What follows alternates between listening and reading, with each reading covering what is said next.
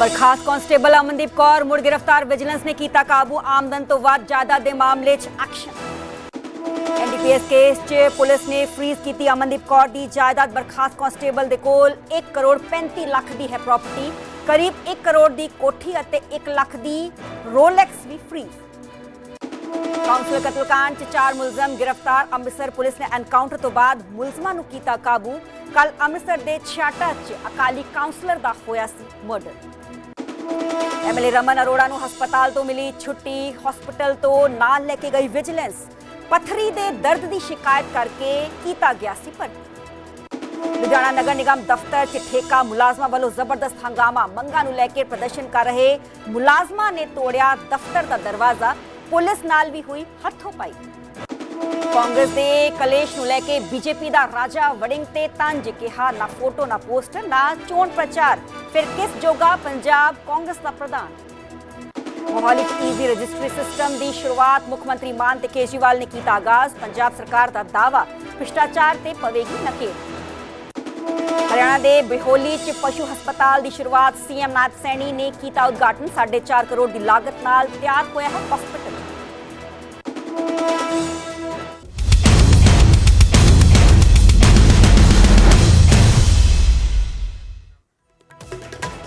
सत श्री अकाल जी, मैं हाँ सरबजोत कौर। न्यूज़ 18 पंजाब हरियाणा देख रहे सारे दर्शकों का स्वागत है। बुलेटिन की शुरुआत करांगे तो सब तो पहले गल करांगे बर्खास्त कांस्टेबल अमनदीप कौर दी, क्योंकि जिस दियां मुश्किलां होर वध चुकियां ते हुण बर्खास्त कांस्टेबल अमनदीप कौर ते शिकंजा विजिलेंस दे वल्लों कस्या गया। गिरफ्तारी मुड़ तो अमनदीप कौर दी हो चुकी है ते हुण अमनदीप कौर दी जायदाद नूं भी फ्रीज किया जा चुका है।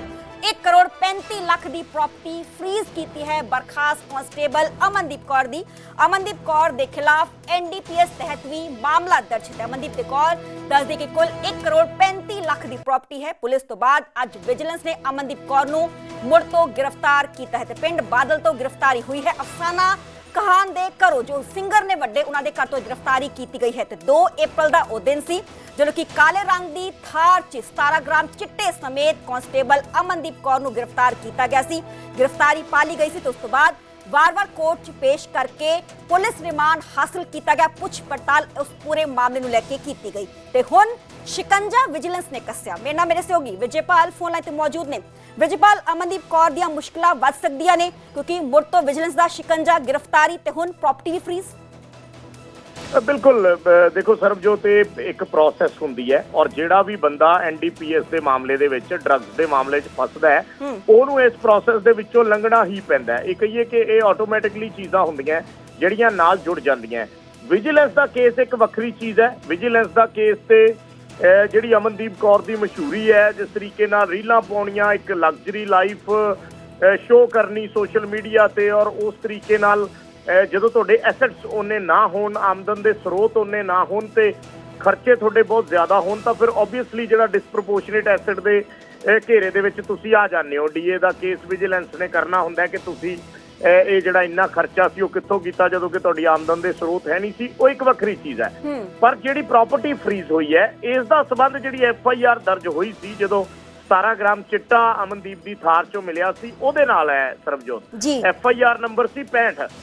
2 अप्रैल ਨੂੰ एफआईआर दर्ज हुई सी और अंडर सैक्शन 21/60/85 एनडीपीएस का यह मामला सी। पुलिस स्टेशन कनाल कलोनी बठिंडा दे विच दर्ज होया सी।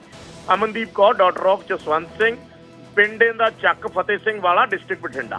तां उस मामले दे विच जदों तुसीं पुलिस अरेस्ट करदी है, ये किसी भी जिन्ने भी तस्कर अज तक अरेस्ट किए है ਤਾਂ ਉਹਨਾਂ ਮਾਮਲਿਆਂ ਦੇ ਵਿੱਚ ਜਦੋਂ ਤੁਸੀਂ ਕਿਸੇ ਨੂੰ ਫੜਦੇ ਹੋ ਨਸ਼ੇ ਦੇ ਮਾਮਲੇ 'ਚ ਤਾਂ ਉਹਦੀ ਪਹਿਲਾਂ ਜਾਇਦਾਦ ਦੀ ਕੋਖ ਕਰਦੇ ਹੋ। ਜਿਹੜਾ ਕਿ ਪੁਲਿਸ ਰਿਮਾਂਡ ਲੈਂਦੀ ਹੈ, ਪੁੱਛਗਿੱਛ ਹੋਈ ਕਿ ਤੁਸੀਂ ਉਹ ਜੇ ਉਹ ਕੰਮ ਕਰਦੇ ਰਹੇ ਹੋ ਤਾਂ ਉਹਦੇ 'ਚੋਂ ਕਿੰਨਾ ਪੈਸਾ ਕਮਾਇਆ, ਤਾਂ ਉਹ ਸਾਰੀ ਜਿਹੜੀ ਉਹਦੀ ਜਾਂਚ ਪੜਤਾਲ ਹੁੰਦੀ ਹੈ। ਤਾਂ ਉਹ ਬਕਾਇਦਾ ਜਿਹੜੀਆਂ ਕੰਸਰਨਡ ਅਥਾਰਟੀਜ਼ ਹੁੰਦੀਆਂ ਜਿਵੇਂ ਤਹਿਸੀਲਦਾਰ ਹੋ ਗਏ ਜਾਂ ਜੇ ਸ਼ਹਿਰੀ ਤੁਹਾਡੀ ਪ੍ਰਾਪਰਟੀ ਹੈ ਤਾਂ ਕਮੇਟੀ ਦੇ ਅੰਡਰ ਆਉਂਦੀ ਹੈ ਜਾਂ म्यूनसिपल कॉरपोरेशन के अंडर आती है तो उस संबंधित ਜਿਹੜੀਆਂ अथॉरिटीज़ ਹੁੰਦੀਆਂ ਕੰਸਰਨਡ ਉਹਨਾਂ ਨੂੰ पुलिस लिख के भेजती है और उत्थों फिर वेरीफाई किया जाता है। ਕਿ ਜਿਹੜੀ ਜਿਹੜੀ ਪ੍ਰਾਪਰਟੀ ਦਾ ਜ਼ਿਕਰ ਹੈ ਕੀ ਉਹ ਵਾਕਈ ਸਾਰੀ ਪ੍ਰਾਪਰਟੀ ਉਸੇ ਬੰਦੇ ਦੇ ਨਾਂ ਹੈ ਜਿਹਨੂੰ ਅਰੈਸਟ ਕੀਤਾ ਗਿਆ ਹੈ।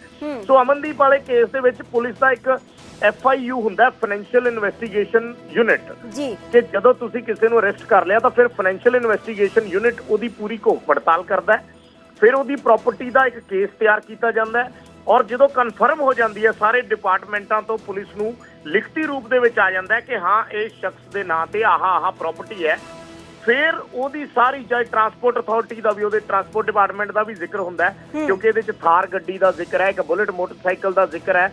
ਤਾਂ ਜਦੋਂ ਸਾਰੀ ਰਜਿਸਟ੍ਰੇਸ਼ਨਾਂ, ਨੰਬਰ, ਹਰ ਚੀਜ਼ ਤੁਹਾਡੇ ਕੋਲੇ ਅਫੀਸ਼ੀਅਲੀ ਆ ਜਾਂਦੀ ਹੈ, ਫਿਰ ਪੁਲਿਸ ਇਸ ਨੂੰ ਕੰਸਰਨਡ ਜਿਹੜੀ ਅਥਾਰਟੀ ਹੈ ਉਹ ਹੈ ਦਿੱਲੀ, ਜਿਹੜੀ ਫਾਈਨੈਂਸ ਡਿਪਾਰਟਮੈਂਟ ਦੇ government of India the finance department ਹੈ, ਉਹਦੇ ਅੰਡਰ ਆਉਂਦੀ ਹੈ ਜਿਹੜੀ ਕੰਪੀਟੈਂਟ ਅਥਾਰਟੀ ਹੈ। ਫਿਰ ਕੰਪੀਟੈਂਟ ਅਥਾਰਟੀ ਦੇ ਕੋਲ ਜਦੋਂ ਇਹ ਰਿਟਨ ਦੇ ਵਿੱਚ ਜਾਂਦਾ ਹੈ, ਫਿਰ ਉਹ ਆਪਣੇ ਪੱਧਰ ਤੇ ਇਹਨੂੰ ਵੈਰੀਫਾਈ ਕਰਦੇ ਆ ਔਰ ਉਹ ਵੈਰੀਫਾਈ ਕਰਕੇ ਫਿਰ ਤੁਹਾਨੂੰ ਮਨਜ਼ੂਰੀ ਦੇ ਦਿੰਦੇ ਆ ਕਿ ਹਾਂ ਪੁਲਿਸ ਇਸ ਪ੍ਰਾਪਰਟੀ ਨੂੰ ਫਰੀਜ਼ ਕਰ ਸਕਦੀ ਹੈ। ਸੋ ਇਹ ਸਾਰੀ ਪ੍ਰੋਸੈਸ ਤਕਰੀਬਨ ਸਰਬਜੋਤ 1 ਮਹੀਨੇ ਦੇ ਕਰੀਬ ਦੀ ਹੁੰਦੀ ਹੈ। ਸੋ 2 ਅਪ੍ਰੈਲ ਨੂੰ ਦਰਜ ਹੋਇਆ ਸੀ ਮਾਮਲਾ ਅਮਨਦੀਪ ਕੌਰ ਤੇ। ਉਸ ਤੋਂ ਬਾਅਦ ਪੁਲਿਸ ਰਿਮਾਂਡ ਹੋਏ। ਪੁਲਿਸ ਰਿਮਾਂਡ ਦੇ ਵਿੱਚ ਜਦੋਂ ਪ੍ਰਾਪਰਟੀ ਬਾਰੇ ਪਤਾ ਚੱਲਿਆ, ਖੁਲਾਸੇ ਹੋਏ, ਤਾਂ ਫਿਰ ਬਠਿੰਡਾ ਪੁਲਿਸ ਨੇ FIR ਨੰਬਰ 65 ਦੇ ਵਿੱਚ ਸਭ ਕੁਝ ਆਪਣੇ ਵੱਲੋਂ ਘੋਖ ਪੜਤਾਲ ਕਰਕੇ ਦਿੱਲੀ ਕੰਪੀਟੈਂਟ ਅਥਾਰਟੀ ਨੂੰ ਭੇਜਿਆ ਤੇ ਹੁਣ ਉੱਥੋਂ ਅਪਰੂਵਲ ਹੁਣ ਆਈ ਹੈ ਤੇ ਉਹਨਾਂ ਨੇ ਮਨਜ਼ੂਰੀ ਦੇ ਦਿੱਤੀ ਹੈ ਇਹ ਪ੍ਰਾਪਰਟੀ ਫਰੀਜ਼ ਕਰਨ ਦੀ। ਔਰ ਇਹਦੇ ਵਿੱਚ ਜਿਹੜੀਆਂ ਚੀਜ਼ਾਂ ਨੇ, ਇੱਕ ਤੇ ਕੋਠੀ ਹੈ ਜਿਹੜੀ ਗ੍ਰੀਨ ਬਠਿੰਡਾ ਵਿਰਾਟ ਗ੍ਰੀਨ ਜਿਹੜੀ ਕਲੋਨੀ ਹੈ ਉੱਥੇ ਹੈ, 217 ਗਜ ਦੀ ਔਰ ਕੀਮਤ ਹੈ ਉਹਦੀ 99 ਲੱਖ, ਜਿਹੜੀ ਕੀਮਤ ਪਾਈ ਹੋਣੀ ਹੈ, ਜਿਹੜੀ ਬਕਾਇਦਾ ਇਹਦਾ ਰੈਵਨਿਊ ਰੇਟ ਹੁੰਦਾ ਹੈ। ਦੂਸਰੀ ਇੱਕ ਹੋਰ ਪ੍ਰਾਪਰਟੀ ਦਾ ਜ਼ਿਕਰ ਹੈ ਡ੍ਰੀਮ ਸਿਟੀ ਬਠਿੰਡਾ ਦੇ ਵਿੱਚ, ਉਹ 120 ਗਜ ਕੋਈ ਪਲਾਟ ਹੋਣਾ, ਉਹ ਹੈ 18 ਲੱਖ ਉਹਦੀ ਕੀਮਤ ਪਾਈ ਵੀ ਹੈ।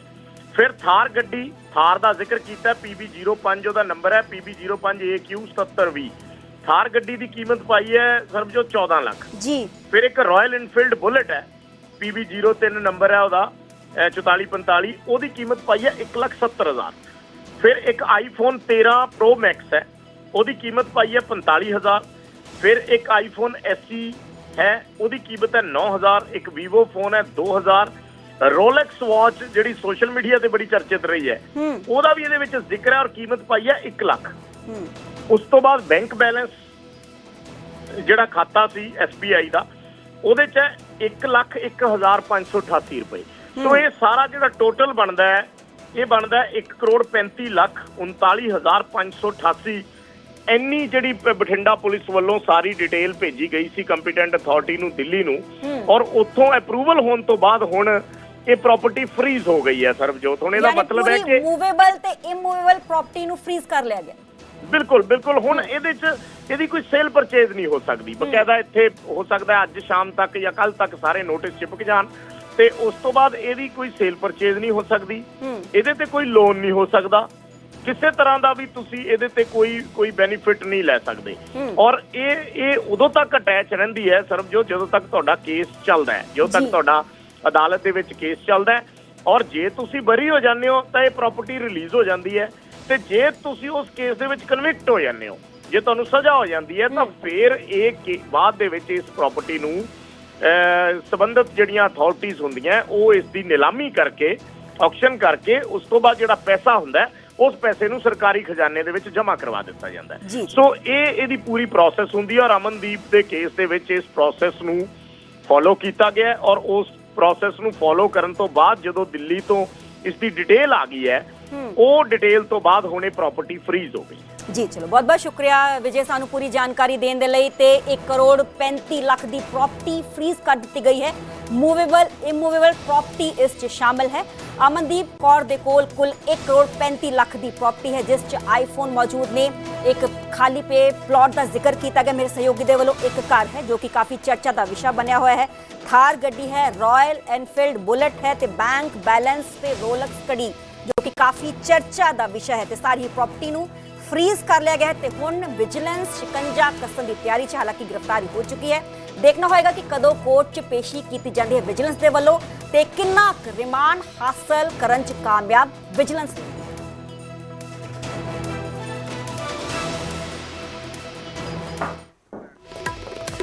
ਅੱਗੇ ਵਧਾਂਗੇ ਤੇ ਗੱਲ ਕਰਾਂਗੇ ਹਿਸਾਰ ਦੇ ਪਿੰਡ ਰਾਜਲੀ 'ਚ ਇੱਕ ਹਰਿਆਣਾ ਰੋਡਵੇਜ਼ ਦੀ ਬੱਸ ਪਲਟ ਗਈ। ਫਾਟਕ ਨੇੜੇ ਇਹ ਬੱਸ ਪਲਟੀ ਹੋਈ ਹੈ ਕਿਉਂਕਿ ਸਵਾਰੀਆਂ ਨਾਲ ਭਰੀ ਇਹ ਬੱਸ ਸੀ। 20 ਸਾਲਾ ਵਿਦਿਆਰਥੀ ਦੀ ਇਸ ਪੂਰੇ ਹਾਦਸੇ 'ਚ ਮੌਤ ਹੋ ਗਈ। ਬੱਸ 'ਚ ਵਿਦਿਆਰਥੀਆਂ ਸਣੇ 65 ਸਵਾਰੀਆਂ ਸਵਾਰ ਸਨ। ਪਿੰਡ ਵਾਸੀਆਂ ਨੇ ਸਵਾਰੀਆਂ ਨੂੰ ਬਾਹਰ ਕੱਢਿਆ। ਜਿਵੇਂ ਹੀ ਪੂਰਾ ਹਾਦਸਾ ਵਾਪਰਿਆ ਤੇ ਸਵਾਰੀਆਂ ਨੂੰ ਬਾਹਰ ਕੱਢਿਆ ਗਿਆ। ਹਾਦਸੇ ਦੇ ਕਾਰਨਾਂ ਦਾ ਹਾਲੇ ਖੁਲਾਸਾ ਨਹੀਂ ਹੋਇਆ ਹੈ। ਨਹੀਂ ਪਤਾ ਚੱਲ ਪਾਇਆ ਕਿ ਕਿਹੜੀ वजह रही है जो हादसे का कारण बनी है। पिंड राजली तो हिसार ये बस जा रही सी हादसाग्रस्त बस तस्वीरां साफ तौर पर देखी जा सकती है। हिसार हरियाणा की ये बस है, हरियाणा रोडवेज की ये बस है क्योंकि 65 सवारियां इस बस के अंदर मौजूद सी। किस तरीके नाल जो बस है उल्टी पई हुई है, बुद्धी पई हुई है क्योंकि इस दे अंदर सवारियां बहुत ज़्यादा सी। सवारियां खचो खच भरिया हुई सी।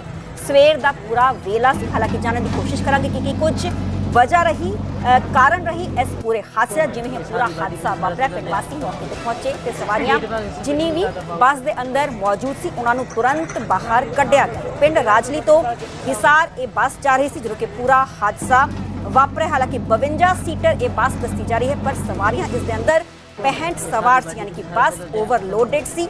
हालांकि इस बस च ज़्यादातर जो स्टूडेंट्स दसे जा रहे हैं कि स्टूडेंट्स इस बस च सवार सी। न्यूज़ 18 तो सब तो पहला एक्सक्लूसिव तस्वीरां तुसीं वेख पा रहे हो। रेलवे फाटक के नेड़े तकरीबन 9 बजे सवेरे यह पूरा हादसा होया दस्सिया जा रहा है। राजली बहबलपुर रोड ते काफ़ी आंधी कल रेत रात आई हुई सी, झक्खड़ हनेरी जिसके करके उत्थे एक दरखत डिग्या पिया सी। ये मुढ़ली जानकारी सामने आ रही है ते किस तरीके नाल बस नूं क्रॉस करवाने की कोशिश ड्राइवर दे वल्लों कीती गई। कच्चे रस्ते बस नूं पा लिया गया पर संतुलन बिगड़ गया ते बस जो है वो उलट गई।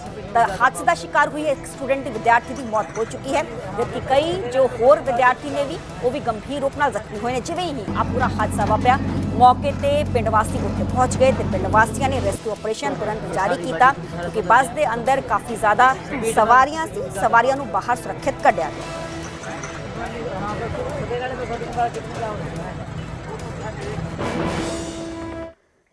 ਅੱਗੇ ਵਧਾਂਗੇ ਤੇ ਗੱਲ ਕਰਾਂਗੇ NIA ਦੀ। NIA ਨੇ ਇੱਕ ਹੋਰ ਪਾਕਿਸਤਾਨੀ ਜਾਸੂਸ ਨੂੰ ਗ੍ਰਿਫਤਾਰ ਕੀਤਾ ਹੈ। ਜਾਸੂਸੀ ਦੇ ਇਲਜ਼ਾਮ CRPF ਜਵਾਨ ਹੁਣ ਗ੍ਰਿਫਤਾਰ ਪੁਲਿਸ ਨੇ ਕੀਤਾ ਹੈ। NIA ਨੇ ਕੀਤਾ ਹੈ। ਦੇਸ਼ ਦੀ ਸਭ ਤੋਂ ਵੱਡੀ ਜਾਂਚ ਏਜੰਸੀ ਨੈਸ਼ਨਲ ਇਨਵੈਸਟੀਗੇਸ਼ਨ ਏਜੰਸੀ ਨੇ ਮੋਤੀ ਰਾਮ ਜਾਟ ਨੂੰ ਦਿੱਲੀ ਤੋਂ ਕਾਬੂ ਕੀਤਾ ਹੈ।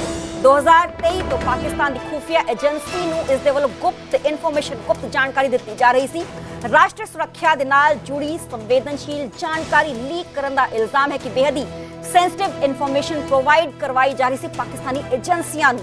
ते CRPF का जवान है। NIA की जांच फंडिंग के भी सबूत एविडेंस मिले ने। पटियाला हाउस कोर्ट ने 6 जून तक का NIA रिमांड दे दिता है यानी कि NIA की पूरी गिरफ्त च भेज दिता गया है। पटियाला हाउस कोर्ट ने जासूसी के इल्जाम लगे ने CRPF जवान जिसको कि गिरफ्तार किया गया है।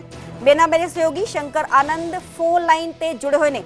शंकर, CRPF जवान की गिरफ्तारी बेहद ही ये जो पूरा मैटर है सेंसिटिव बन जाता है। निश्चित तौर पर देखिए जिस तरह से केंद्रीय जांच एजेंसी NIA के द्वारा CRPF के जवान को गिरफ्तार किया गया है, ये गिरफ्तारी अपने आप में बेहद महत्वपूर्ण कही जा सकती है क्योंकि CRPF का जो जवान है जिसका नाम मोतीराम जाट है, तो इसके बारे में ये जानकारी मिली थी कि ये पिछले काफी समय से पाकिस्तानी खुफिया एजेंसी के लिए काम कर रहा है। उसके जो गुर्गे हैं उसके लिए जासूसी कर रहा है और भारत की कई महत्वपूर्ण जानकारियों को उन पाकिस्तानी एजेंट के साथ में साझा किया जा रहा है। इस मामले में ये भी जानकारी मिली कि साल 2023 से ये लगातार इस तरह की हरकत को अंजाम दे रहा है। लिहाजा जैसे ही इस मामले की जानकारी खुफिया विभाग के अधिकारियों को लगी उसके बाद इस मामले पर जैसे ही जानकारी तमाम जानकारियों को NIA के साथ में साझा किया गया, उसके बाद NIA के द्वारा इस मामले पर बड़ी कार्रवाई को अंजाम देते हुए उन तमाम इनपुट्स के आधार पर, तमाम सबूतों के आधार पर उसे आखिरकार गिरफ्तार कर लिया गया है। गिरफ्तारी के बाद अब मोतीराम जाट जो है, इसका जो हरियाणा कनेक्शन, इसका जो राजस्थान कनेक्शन है, उसको भी खंगाला जाएगा क्योंकि इसके परिवार के कई सदस्य और कई इसके जो जानकार हैं उनका संबंध जो है वो हरियाणा और राजस्थान में है। तो किस तरह से उन लोग के संपर्क में था, हालांकि यहाँ पे सबसे महत्वपूर्ण है किस तरह से पाकिस्तानी खुफिया एजेंट के संपर्क में रहा और किस तरह से इनपुट के देने के एवज में जो उसे पैसे मिलते थे, तो उन पैसों के बारे में भी पूछताछ की जाएगी और कहा जा सकता है कि आने वाले दिनों में इस मामले पे कई और बड़े खुलासे देखने को मिल सकता है। हालांकि इस आरोपी जवान जो है आज इसे कोर्ट में पेश किया गया। दिल्ली स्थित स्थानीय कोर्ट में उसे पेश किया गया और कोर्ट में पेश करने के बाद उसकी रिमांड ली गई है। 6 जून तक उसकी रिमांड में उसे भेज दिया गया है और 6 जून को जब वापस फिर पटियाला कोर्ट में जब पेश किया जाएगा तो उस वक्त में इससे जो पूछताछ हुई है उस पूछताछ के बारे में तमाम जानकारियों को कोर्ट के सामने जांच एजेंसी एनआईए के द्वारा रखा जाएगा। जी जी बहुत बहुत शुक्रिया शंकर, हमें पूरी जानकारी देने ਲਈ ਤੇ ਜ਼ਹਾਰ ਜਗਾਲ ਕੇ ਪੁੱਛ ਪੜਤਾਲ ਚ ਹੋਰ ਵੀ ਕਈ ਵੱਡੇ ਖੁਲਾਸੇ ਹੋਣਗੇ ਕਿਉਂਕਿ ਜਾਸੂਸੀ ਦੇ ਇਲਜ਼ਾਮ ਲੱਗੇ ਨੇ ਸੀਆਰਪੀਐਫ ਜਵਾਨ ਤੇ ਇਲਜ਼ਾਮਾਂ ਦੇ ਤਹਿਤ ਇਸ ਦੀ ਗ੍ਰਿਫਤਾਰੀ ਨੈਸ਼ਨਲ ਇਨਵੈਸਟੀਗੇਸ਼ਨ ਏਜੰਸੀ ਨੇ ਕੀਤੀ। ਇਸ ਤੋਂ ਪਹਿਲਾਂ ਵੀ ਕਈ ਜਾਸੂਸ ਆਲਰੇਡੀ ਗ੍ਰਿਫਤਾਰ ਹੋ ਚੁੱਕੇ ਨੇ ਵੱਖ-ਵੱਖ ਥਾਵਾਂ ਤੋਂ। ਹਰਿਆਣਾ ਤੋਂ ਵੱਡੇ ਪੱਧਰ ਤੇ ਜਾਸੂਸ ਗ੍ਰਿਫਤਾਰ ਹੋਏ ਸੀ, ਪੰਜਾਬ ਦੇ ਵੱਖ-ਵੱਖ ਥਾਵਾਂ ਤੋਂ ਜਾਸੂਸ ਗ੍ਰਿਫਤਾਰ ਹੋਏ ਸੀ ਤੇ ਹੁਣ ਸੀਆਰਪੀਐਫ ਜਵਾਨ ਦੀ ਸ਼ਮੂਲੀਅਤ ਸਾਹਮਣੇ ਆ ਰਹੀ ਹੈ ਕਿ ਸੈਂਸਿਟਿਵ ਇਨਫੋਰਮੇਸ਼ਨ ਪ੍ਰੋਵਾਈਡ ਇਸ ਦੇ ਵੱਲੋਂ ਕਰਵਾਈ ਜਾਂਦੀ ਸੀ।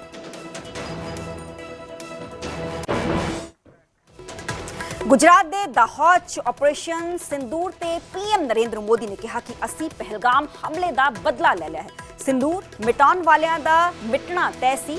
22 ਤਰੀਕ ਦਾ ਬਦਲਾ 22 ਮਿੰਟਾਂ 'ਚ ਅਸੀਂ ਲੈ ਲਿਆ। ਪੀਐਮ ਮੋਦੀ ਨੇ ਕਿਹਾ ਕਿ ਅੱਤਵਾਦੀ ਟਿਕਾਣੇ 22 ਮਿੰਟਾਂ 'ਚ ਅਸੀਂ ਤਬਾਹ ਕੀਤੇ। ਫੌਜ ਦੀ ਬਹਾਦਰੀ ਨੂੰ ਸਲਾਮ ਅਸੀਂ ਕਰਦੇ ਹਾਂ। ਪੂਰੀ ਦੁਨੀਆ ਨੇ ਫੌਜ ਦੀ ਬਹਾਦਰੀ ਦੇਖੀ।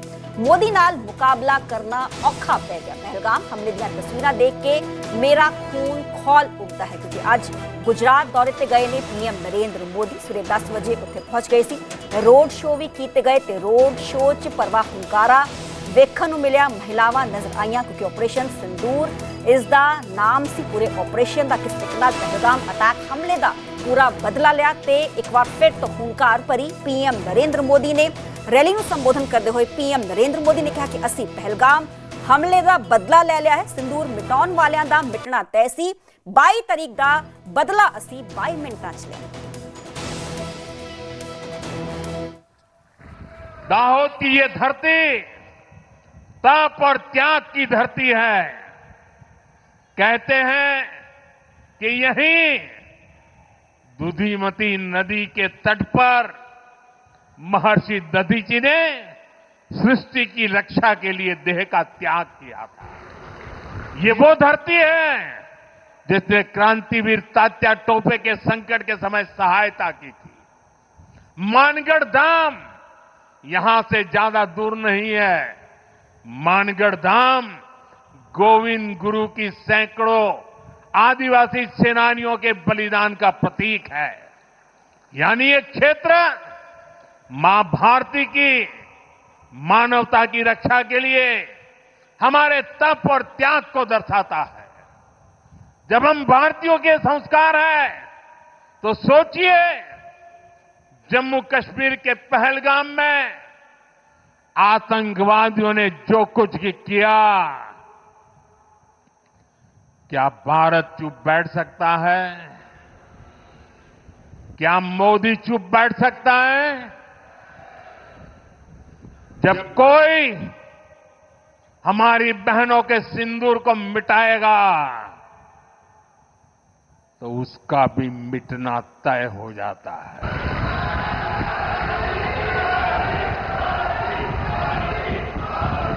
और इसलिए ऑपरेशन सिंदूर सिर्फ एक सैन्य कार्रवाई नहीं है। ये हम भारतीयों के संस्कारों, हमारी भावनाओं की अभिव्यक्ति है। आतंक फैलाने वालों को सपने में भी सोचा नहीं होगा मोदी से मुकाबला करना कितना मुश्किल होता है। सोचिए बाल बच्चों के सामने पिता को गोली मार दी। आज भी वो तस्वीरें देखते हैं तो खून खौल जाता है। आतंकवादियों ने 140 करोड़ भारतीयों को चुनौती दी थी। इसलिए मोदी ने वही किया जिसके लिए देशवासियों ने, आपने मुझे प्रधान सेवक की जिम्मेदारी दी। मोदी ने अपनी तीनों सेनाओं को खुली छूट दी और हमारे शूरवीर ने वो कर दिखाया जो दुनिया ने पिछले कई दशकों से नहीं देखा था। हमने सीमा पार चल रहे आतंक के 9 सबसे बड़े आतंकी ठिकाने उनको ढूंढ निकाला, अता पता पक्का कर लिया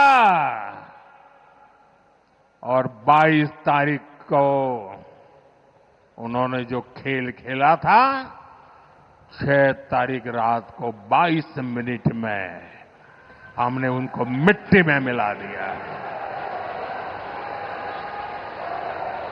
भारत की इस कार्रवाई से बौखलाकर जब पाकिस्तानी सेना ने दुस्साहस दिखाया तो हमारी सेनाओं ने पाकिस्तानी फौज को भी धूल चटा दी।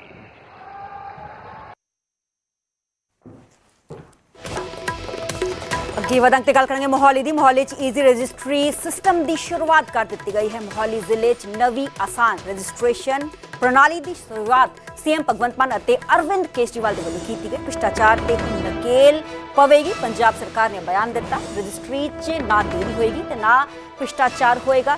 जिले के किसी भी सब रजिस्ट्रार दफ्तर तो हुण डीड रजिस्टर करवाई जा सकेगी। 48 घंटिया ही डॉक्यूमेंट्स की ऑनलाइन जांच भी होगी। तहसीलदार कोई बेबुनियाद एतराज नहीं करेगा। पंजाब सरकार ने आज ही इसकी शुरुआत की है। तस्वीरां ने कुछ घंटे पहला दिया जो कि सीएम भगवंत मान और नाल अरविंद केजरीवाल पहुंचे थे इस स्कीम की शुरुआत की।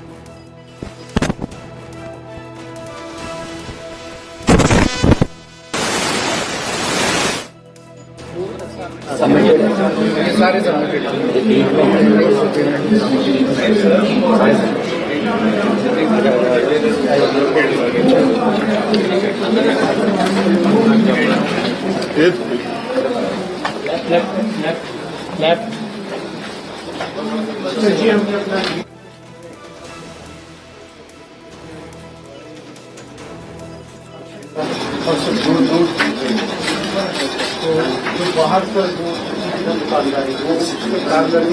ਤੁਸੀਂ ਰਜਿਸਟਰੀ ਦੀ ਇੱਕ ਡਰਾਫਟ ਹੈ ਉਹ ਪੋਰਟਲ ਤੇ ਜਾ ਕੇ ਤੁਸੀਂ ਜਾਂ ਵੈਬਸਾਈਟ ਤੇ ਜਾ ਕੇ ਉਹ ਡਰਾਫਟ ਨੂੰ ਡਾਊਨਲੋਡ ਕਰ ਸਕਦੇ ਹੋ। ਉਹ ਬਣਿਆ ਬਣਾਇਆ ਉਹ 'ਚ ਤੁਸੀਂ ਆਪਣਾ ਜਿੰਨੀ ਤੁਹਾਡਾ ਕਲੈਕਟਰ ਰੇਟ ਹੈ ਜਾਂ ਤੁਹਾਡੀ ਜ਼ਮੀਨ ਦਾ ਖਸਰਾ ਨੰਬਰ ਉਹ ਸਭ ਕੁਝ ਆ ਜਾਊਗਾ। ਉਹ ਭਰ ਕੇ ਤੁਸੀਂ ਘਰੋਂ ਵੀ ਅਨਸਾਈਨਡ ਕਾਪੀ ਜਿਹੜੀ ਹੈ ਉਹ ਇੱਥੇ ਭੇਜ ਸਕਦੇ ਹੋ। 48 ਘੰਟੇ ਦੇ ਵਿੱਚ ਜਿਹੜਾ ਸਬ ਰਜਿਸਟਰਾਰ ਹੈ ਉਹ ਕੋਈ ਇਤਰਾਜ਼ ਲਾ ਸਕਦਾ। ਜੇ 48 ਘੰਟੇ 'ਚ ਇਤਰਾਜ਼ ਨਾ ਆਇਆ ਤਾਂ ਇਹਨੂੰ ਸਹੀ ਮੰਨਿਆ ਜਾਊਗਾ ਤੇ ਉਸ ਇਤਰਾਜ਼ ਤੇ ਡਿਪਟੀ ਕਮਿਸ਼ਨਰ ਤੇ ਐਸਡੀਐਮ ਦੀ ਨਜ਼ਰ ਰਹੂਗੀ। ਉਸੇ ਵੇਲੇ ਉਹ ਇਤਰਾਜ਼ WhatsApp ਤੇ ਉਸ ਬੰਦੇ ਨੂੰ ਵੀ ਪਹੁੰਚ ਜਾਊਗਾ ਵੀ ਆਹ ਇਤਰਾਜ਼ ਲੱਗਿਆ। ਉਹਨਾਂ ਨੂੰ ਮੌਕਾ ਦਿੱਤਾ ਜਾਊਗਾ ਪਾਰਟੀਆਂ ਨੂੰ ਕਿ ਇਤਰਾਜ਼ ਕਲੀਅਰ ਕਰ ਦਿਓ। ਕੋਈ ਇਤਰਾਜ਼ ਕਲੀਅਰ ਨਾ ਹੋ ਗਏ ਉਹ ਤੋਂ ਬਾਅਦ ਕੋਈ ਪ੍ਰੋਬਲਮ ਨਹੀਂ ਤਾਂ ਫਿਰ ਜਾਂ ਉਹ ਇੱਥੇ ਆ ਕੇ ਵੀ ਸੇਵਾ ਕੇਂਦਰ ਦਾ ਕਾਊਂਟਰ ਲੱਗਿਆ ਹੋਇਆ ਇੱਥੇ ਆ ਕੇ ਵੀ ਰਜਿਸਟਰੀ ਲਿਖਾ ਸਕਦੇ ਆ। ਇੱਕ ਵਕੀਲ ਤੇ ਇੱਕ ਰਿਟਾਇਰਡ ਪਟਵਾਰੀ ਇੱਥੇ ਬੈਠੇ ਨੇ ਤੇ ਉਹ ਵੀ ਰਜਿਸਟਰੀ ਲਿਖ ਦੇਣਗੇ। ਇੱਥੇ 550 ਰੁਪਈਆ ਫੀਸ ਹੈ। ਤੇ ਪਹਿਲਾਂ ਸਾਨੂੰ ਇਹੀ ਨਹੀਂ ਪਤਾ ਲੱਗਦਾ ਸੀ ਰਜਿਸਟਰੀ ਲਿਖਾਈਏ ਕਿੱਥੋਂ। ਇੱਥੇ ਹੀ ਘੁੰਮਦੇ ਰਹਿੰਦੇ ਸੀ। ਉਹ ਕਹਿੰਦੇ ਸੀ ਇੱਧਰ ਚੱਲ ਜਾ ਇੱਧਰ ਚੱਲ ਜਾ। ਕੁਛ ਜਿਹੜੇ ਲਿਖਦੇ ਸਾਰੇ ਤਾਂ ਨਹੀਂ ਮੈਂ ਕਹੂੰਗਾ, ਕੁਛ ਐਸੇ ਵੀ ਸੀ ਜਿਹੜੇ ਮਤਲਬ ਏਜੰਟ ਬਣੇ ਹੋਏ ਸੀ ਤਹਿਸੀਲਦਾਰਾਂ ਦੇ ਕਿ ਆਹ ਕੀ ਕਰਾਈ ਫਿਰਦਾ, ਕਿੱਥੋਂ ਲਿਖਾਈ ਫਿਰਦਾ, ਮੈਂ ਕਰਦਾ ਠੀਕ ਹੈ ਇੰਨੇ ਪੈਸੇ ਲੱਗਣਗੇ ਨਾ। ਸੋ ਉਹ ਬਿਲਕੁਲ ਸਾਰਾ ਕੁਝ ਖਤਮ ਹੋ ਜਾਊਗਾ। ਫਿਰ ਨਾਲ ਹੀ ਸਕਰੀਨ ਤੇ ਤੁਹਾਨੂੰ ਜਿਸ ਆਰਡਰ 'ਚ ਤੁਸੀਂ ਆਓਗੇ ਤੁਹਾਡਾ 12ਵਾਂ ਨੰਬਰ ਆ ਗਿਆ, 12ਵਾਂ ਮਿਲ ਗਿਆ ਤੁਹਾਨੂੰ ਤਾਂ 12ਵੇਂ ਨੰਬਰ ਦੀ ਜਿਹੜੀ ਜਿਵੇਂ ਅੰਬੈਸੀਆਂ ਦੇ ਵਿੱਚ ਚੱਲਦਾ ਹੈ ਕਿ ਇਸ ਵਕਤ ਟੋਕਨ ਨੰਬਰ 25 ਚੱਲ ਰਿਹਾ, ਇਸ ਵਕਤ 26 ਚੱਲ ਰਿਹਾ, ਇਸ ਵਕਤ ਟੋਕਨ ਨੰਬਰ 7 ਚੱਲ ਰਿਹਾ ਸੀ, ਕਿਸੇ ਦਾ 12ਵਾਂ ਨੰਬਰ ਸੀ, ਉਹ ਕਹਿੰਦੇ ਸੀ 4-5 ਬਾਅਦ ਮੇਰੀ ਵਾਰੀ ਆ ਜਾਊਗੀ ਜੀ। ਲਿਖਿਆ ਹੋਇਆ ਸਾਰਾ ਕੁਝ। 2 ਸਬ ਰਜਿਸਟਰ ਇੱਥੇ ਬੈਠੇ ਨੇ। आदमी को किसी तहसील में जाना पड़ जाता था, तहसीलदार के दफ्तर में जाना पड़ जाता था, तो उसके लिए ये एक बहुत बुरे सपने की तरह होता था। अंदर जाते हुए घबराता था और पूरा सारा खत्म होने के बाद जब तक वो बाहर निकलता था उसको निचोड़ लिया जाता था बुरी तरह से। और ये अंग्रेज़ों के टाइम से चला आ रहा था। तो मैं समझता हूँ कि आज यहाँ पे पंजाब के अंदर मोहाली के अंदर जो शुरू किया जा रहा है पायलट बेसिस पे, ये केवल पंजाब के लिए नहीं, पूरे देश के लिए आज एक ऐतिहासिक दिन है। और एक बार जब ये चालू हो, मोहाली में आज चालू हो गया, पूरे पंजाब में जब चालू हो जाएगा तो पूरे देश के लिए ये एक सीख होगा जिसे बाकी देश में भी लागू किया जा सकता है। हम जानते हैं कि रजिस्ट्री कराने में जैसे ही एक आदमी तहसीलदार के या सब रजिस्ट्रार के दफ्तर में घुसता है, सबसे पहले उसे रजिस्ट्री टाइप करानी होती है, डीड लिखवानी होती है। यहीं से उसको घेर लिया जाता है। जैसे ही वो दफ्तर के अंदर घुसता है, उसको 2-3 लोग घेर लेते हैं। हाँ जी, क्या काम है? वो कहता है मेरे को रजिस्ट्री डीड लिखवानी है, वो सारा काम कराएंगे। और उसको दलाल पकड़ के ले जाते हैं और फिर उससे सेटिंग होती है। डीड लिखवाने का भी पैकेज होता है कि इतने पैसे लगेंगे, और उस पैकेज में तहसीलदार का भी हिस्सा होगा, सब रजिस्ट्रार का भी हिस्सा होगा। कहते तो हैं कि ऊपर भी हिस्सा होगा, ऊपर किसका हिस्सा होता है हमें नहीं पता।